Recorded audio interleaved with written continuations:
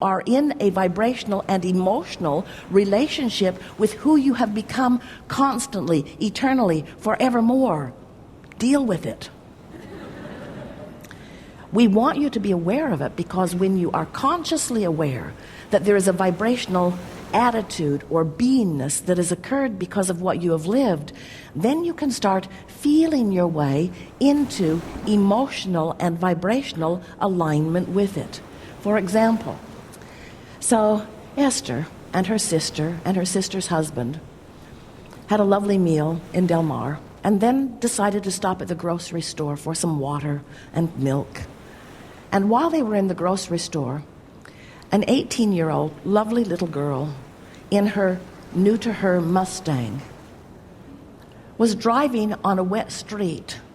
Her car got away from her. It was impossible to even imagine how she got up so much speed in such a short period of time.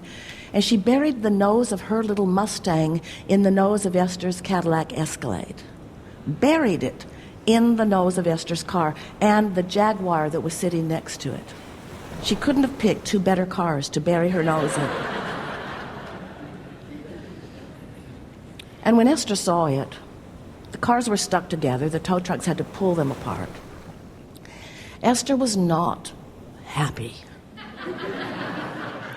Her exact words were, "You have got to be kidding me." They were there for quite a while, exchanging information. And Esther was thinking to herself, how could someone be so irresponsible as to let their car get away from them and make such a mess of my beautiful car for no reason? This was just unnecessary. And her father was there, and he was very, very mad at her. And Esther liked that.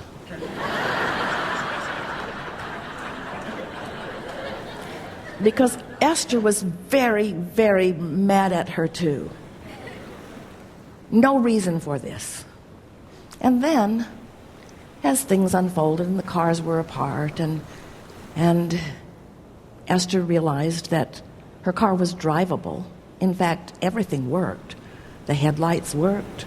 She could not have picked a better spot. Even the signals worked. The car drove normally. It can be repaired. And so as Esther sort of settled down from it, she began recognizing the discord that she had caused herself by her knee-jerk response to a situation and her subsequent departure from who she really is. Now, we have to say to you that that wavered quite a bit. As she was mad and then not mad, and then mad and then not mad. And every time she thought about what this now meant, she got mad. So she found that she could choose whether to be mad or not mad, but mad seemed more appropriate under the conditions. It just did. It just did, especially when she looked at her car, or especially when others looked at her car and she knew they were thinking that she did it, that she did it, that she did it. Esther wanted to make a sign. I did not do this. I did not do this. But in her heart, she knew she had done it. That was the thing that made her, once again, curse law of attraction.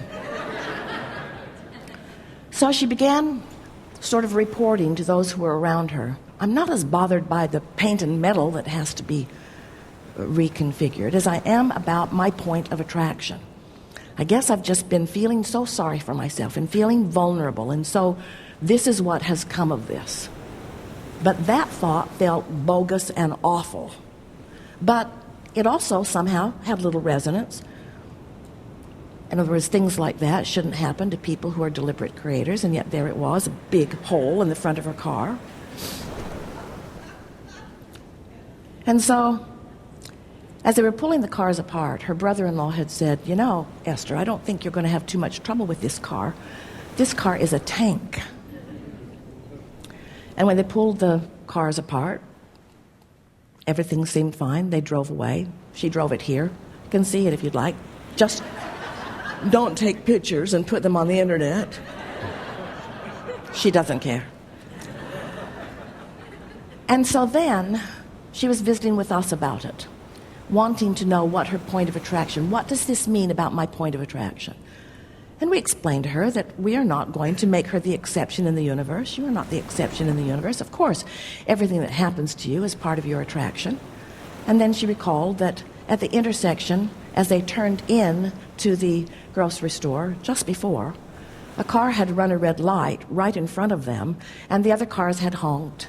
And Esther had commented, glad they didn't collide because we would have been innocently involved in their wreck. Those had been her words right before this. So now she's starting to see some of the correlation between how things come together. And then we said to her, Esther, your Cadillac is a tank, and you are a tank too. And Abraham Hicks Publications is a tank. In other words, of course there are cosmetic things that you're working on all the time. Of course there are things that you're molding into place all the time. But you are strong and you are stable, and this is analogous to the stability of that which you are. So she said, I'm going to drive that car around with a big hole in it for a while until they can fix it. What we're getting at here is you can take every situation in the world and you can look at it through your physical eyes, which are often leaning more in the direction of vulnerability, or through your non-physical eyes, who are always looking for your strength.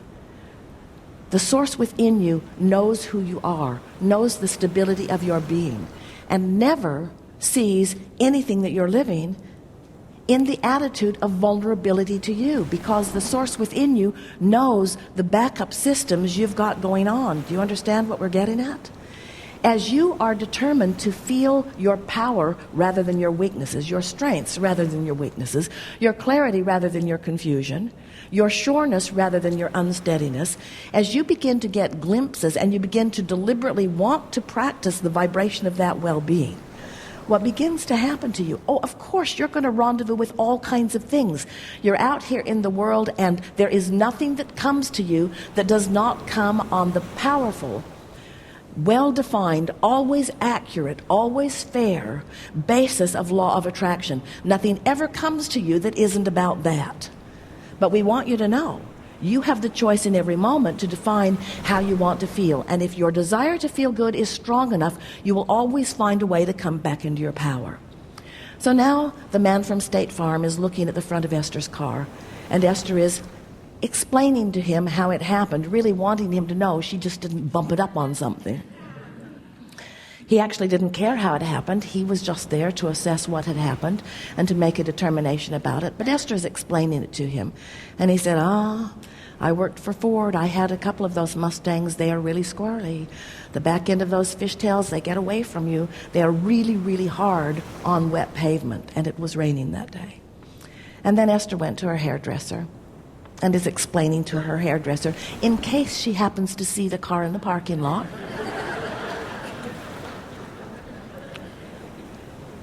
and her hairdresser said, I had 2 Mustangs. They are really difficult on wet roads. There's something about the back end of those that makes them really hard to control. And suddenly, Esther is feeling relief because she had been holding that one little nugget of blame to that little 18-year-old girl who the last time she saw her was in the parking lot crying until her eyelashes were coming off, wanting Esther to know that she didn't mean to do it, she didn't mean to do it, she didn't mean to do it, she didn't mean to do it. So Esther called her father and said, I just want you to know that 2 people today told me exactly the same thing, and I think we should all let your little girl off the hook on this. He said, what do you have to say? And Esther said, those cars are hard to manage on the wet roads. We were all too hard on her. And Esther could feel the relief coming over him. And she knows that there was soon to be relief coming over this little girl, because everything that happens is a co-creation.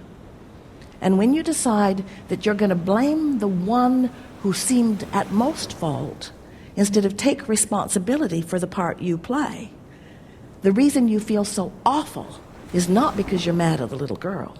It's because you're all upside down about how things are being created in your reality. You are running around this planet as cooperative components to one another, not to do bad things to each other and not to teach other lessons, but to sift through the data to put things in your vortex to which your inner being is already aligned so that you can experience the joy of alignment. So then Esther began noticing what fun it was. She met a whole host of new people on the process of getting this into alignment, and there's still more to come. More lovely people interacting on different levels. Isn't that what life is all about? And so, of course, you don't want someone to bury their Mustang in the front of your vehicle. That's not our message here at all. But we are acknowledging that there are plenty of things that you don't want that are bumping into you. Plenty of things that you don't want that are bumping into you. And your reaction to the bump, it's normal when you first get bumped to have a knee-jerk reaction. Maybe if you don't really understand who you are. But in time, the woman who drove the Jaguar was standing in a more stable place than Esther in terms of her life. Her husband came to assess it, and they were both smiling in the parking lot. And Esther said to both of them, "Stop smiling. You are far too happy. This is what I teach, but it is not what I live. You are smiling too much here." And of course she didn't mean it, but isn't it annoying to see someone living the exact thing that you are living and feeling so differently about it, you see? And what we're wanting you to understand is that the source within you, that your inner being, that who you really are, that is converging with you out here on the leading edge of that which you are living, that source within you has a different opinion often than you do if you feel anything less than wonderful. The source within you is always acknowledging the value in the rendezvous. The source within you is always looking for the positive aspects and the benefit of.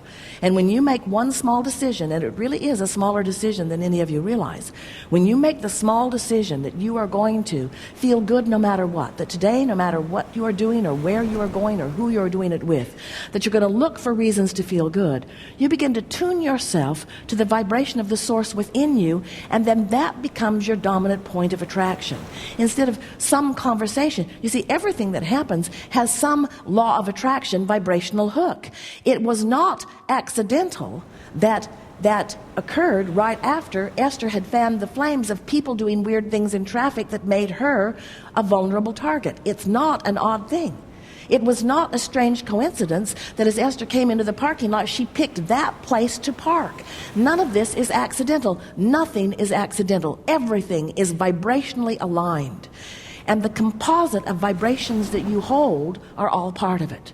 So was this an awful thing that happened? Certainly not. Are there awful things that happen? No, not really. This is the thing that we want you to understand. From your broader point of view, everything fits into vibrational alignment with the well-being that you want and deserve. And as you begin looking for evidence of that, you begin living more of those moments so that it's peak, peak, peak, peak, peak, peak, peak, peak, peak. It was a peak moment for Esther when she called that father and explained to him her newfound perspective and expressed through the tone in her voice and through the conversation that she had her genuine love and appreciation, her genuine affection and desire for well-being for the young girl who just 2 days before had caused her something entirely different than that, or at least that was the credit that Esther was giving to her. When you come back into alignment, it's because you have aligned with your inner being. When you feel good, it's because you've aligned with who you are. When you feel bad, it is because you are not aligning with who you are. And whoever is running into the front of your car is irrelevant to the equation, really, really, really, really, really. So, there is mayhem in the parking lot right now. No one is afraid. We are eager to talk with you about anything that you want to talk about.